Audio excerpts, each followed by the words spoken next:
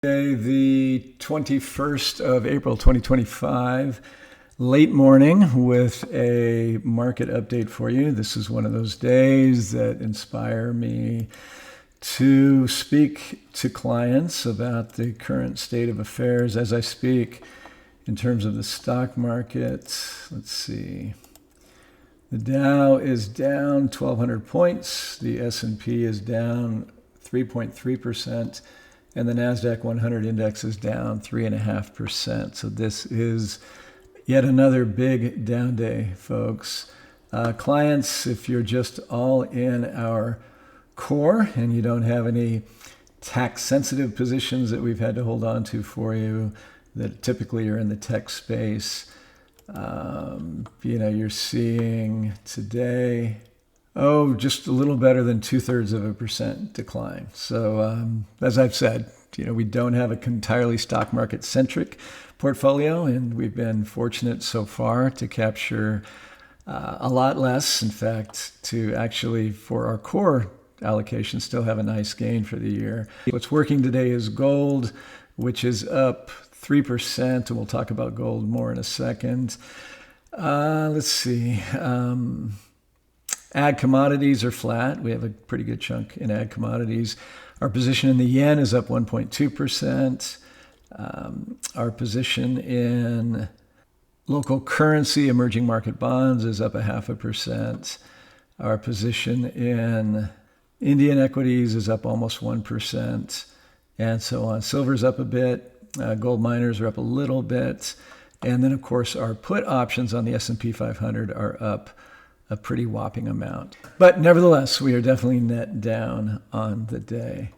So, of course, there is a lot to talk about. If you believe the headlines, the S&P is taking a big hit today because of the president's attack of Jerome Powell. He is calling on the Fed to cut interest rates preemptively under the assumption that if the Fed jumped in and cut interest rates, that would do something positive or to arrest the decline in the markets. I'm not saying that it wouldn't. I think definitely at least on a knee-jerk reaction, what it would say about the Fed willing to intervene into financial markets would probably be bullish. I'm not so certain that monetary policy is going to have nearly the oomph this time around as it has in the past. Recall that the big monster update we had a week or so ago where the Dow was up almost 3,000 points had nothing to do with the Fed. What it had to do was a large rolling back of the reciprocal tariffs that hit just some 13 hours earlier is what spawned the big move. So I would say, folks, that it's really actions of the government itself, of the administrative branch, as opposed to the Fed, that is probably going to bring this market somewhat back to life. I mean, even though the Fed funds futures still have the Fed cutting rates 4 times this year, and by the way, that would speak to the market's fear of recession. Despite that, today, the Treasury bond is selling off quite noticeably, which means interest rates are spiking today. So why would that be? If indeed the economy is reeling or is giving strong signals of recession going forward, typically interest rates would be dropping, consistent with what Fed funds futures are suggesting, because that's what typically happens during a recession, right? And inflation comes off the boil and so on.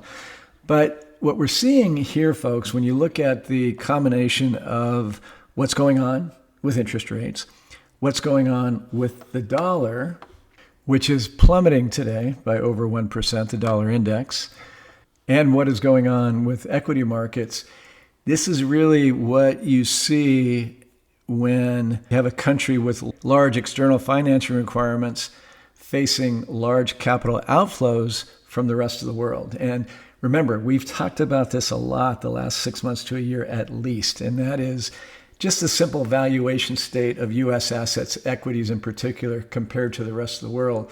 But this, of course, is more than that. This is more than just looking for value elsewhere. This is actually a big questioning of validity or the efficacy of owning dollar assets going forward in this world, this geopolitical world that we're now dealing with right here. I think the market's reaction probably also speaks to what some view as a credible threat to the Federal Reserve's independence. If indeed, as Kevin Hassett, the president's economic advisor, suggested over the weekend, that they are exploring ways that they could justify firing Chairman Powell, the market seems to be digesting that with a stomachache so far today. Again, the market seems to want that Federal Reserve independence. In a world where the president could successfully fire, say, Chairman Powell, and hire someone who essentially would do the administration's bidding, and presumably that would be, cutting interest rates, printing money, and so forth. Well, with the backdrop of the current tariff situation, and before a recession takes hold, I got to believe that such a move would be considered inflationary, and therefore, having said that, that could very well have a lot to do with yields spiking today, if indeed that could be pulled off, so to speak. So there's just absolute boatloads of uncertainty, if you will, that this market is facing presently. And that uncertainty is absolutely showing up in commentary pretty much across the board from industry, particularly the shipping industry this morning and so forth. So we literally have the potential right here for the kinds of bottlenecks and the kinds of empty shelves that we saw around COVID. And this is not hyperbole. This is reality when you look at the abrupt halting of lots of shipments coming from real important parts of the world that supply stuff to us. We could see over the coming weeks something that feels like a COVID-type situation when you walk into the stores. Now, having said all that, make no mistake, folks, what we've currently established in terms of this tariff regime, if you will, and so forth, is absolutely unequivocally untenable for an extended period of time. It will lead to recession, and it will lead to falling equity prices further, I think significantly further than we've seen so far. I think the powers that be know that, but I think they're running into some roadblocks. They're not getting quite the reaction that they anticipated from trading partners and so forth. Now they're talking about 70 countries who are eager to make a deal. There was news over the weekend that we're on the cusp of something wonderful with Japan, but we haven't heard anything from the Japanese. And I do think that these are the kinds of things that we are indeed going to see. These are things that we do indeed have to look forward to. But our fundamental concern is the damage already done, the momentum that's already building. If it goes too far, that's a momentum that can't be turned around on a dime, particularly when we have so much back and forth and so much uncertainty that we're really not sure that the next great announcement is really going to be an announcement that is durable and really, really good, that everybody on both sides of the conversation can actually trust will last. Therefore, that uncertainty continues to hold. So this is, and I'll say it one more time, as uncertain a spot for markets and for the economy as we've seen since COVID, I would say. Okay, so what are the market charts telling us? What are the technicals telling us? Now, this, by the way, despite all the concerns and all the news and all the flashing headlines and so forth, what you're looking at right here should 100% be no surprise to anybody, certainly no surprise to anybody who's been watching the videos, right? Literally right here, we talked about the setup for a very strong bounce in the equity market, and this is the S&P 500 index. We drew a line right here at the 50% retracement and said that's probably going to be very stiff resistance, and that's absolutely right where the market stopped rising, right? Tested it once on that huge up day a few days ago, came back up again, danced around the 38% retracement, and is falling off precipitously, as we talked about. Now, I did say this rally could go for weeks, even months. Right now, of course, that's in question. We ultimately, with this much pain, I think there's going to be an attempt to rescue the markets with some sort of an announcement, and maybe it will work. But we do have a very notable downtrend line with lots of resistance on the way back up. Ultimately, we think this will be retested, and ultimately, in a bear market scenario, as I've illustrated, we will break through that and plumb lower lows. It's a certainty if indeed this is going to end up being a bear market amid recession. And that's the if. That's the if. Is there something that will rescue the economy and rescue the markets before it hits that ultimate breaking point?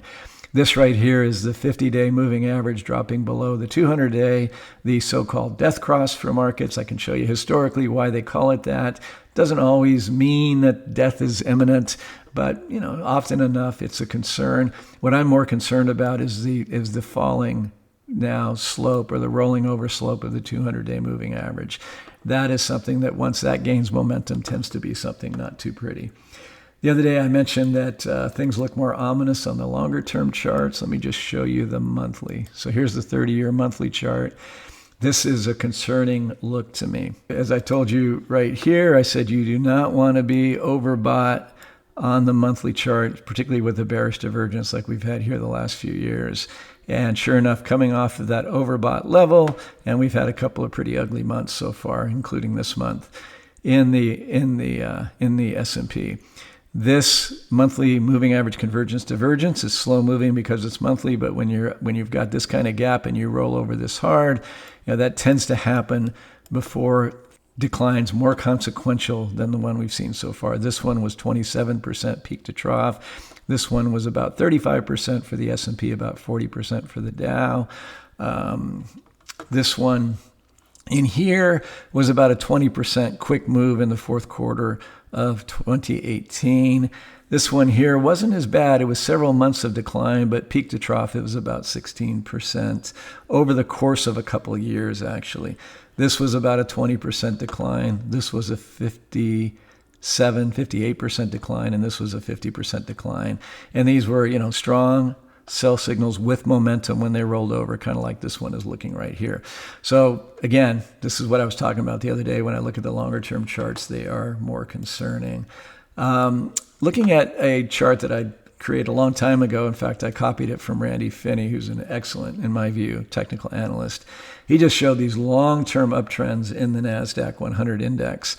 And when you break them, it tends to be something relatively ugly. And as you can see, this is our current uptrend line. We touched it in that 20% decline in 2018.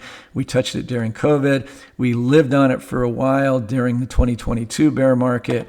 And it's been support, and we're kind of right now, we do have the sell signal here, just like we did on the S&P, and we're threatening that trend line. Don't want to break that trend line if you're long the stock market right here. So clients, you know why we're hedging right here and why we own lots of other things other than just stocks. And one of those things includes just good old cash inside of short-term treasuries. The other day I said gold is getting stupid here. I said it when it was right here. Look at today's gap. Incredible. So gold has gone parabolic. You won't find a parabolic chart virtually ever that doesn't turn right back around and go notably in the other direction. I am quite certain that gold will do that, but it doesn't mean that it couldn't go still even higher. I'm thinking that we're getting really close to a top on gold. We rolled our gold hedge today even a little closer to the money because we do think there's going to be some pain in a spot that we are very, very bullish in long term. We just think this is way too much. And it reflects, of course, all the global uncertainty out there. But just a little bit of certainty or a little bit of strength in the dollar that has been getting really pummeled of late. This is the dollar chart.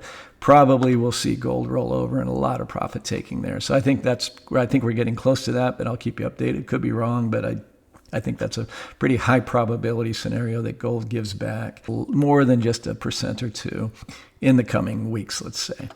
The dollar continues to sell off. That's very interesting as yields spike up. There tends to be a positive correlation between yields and a currency.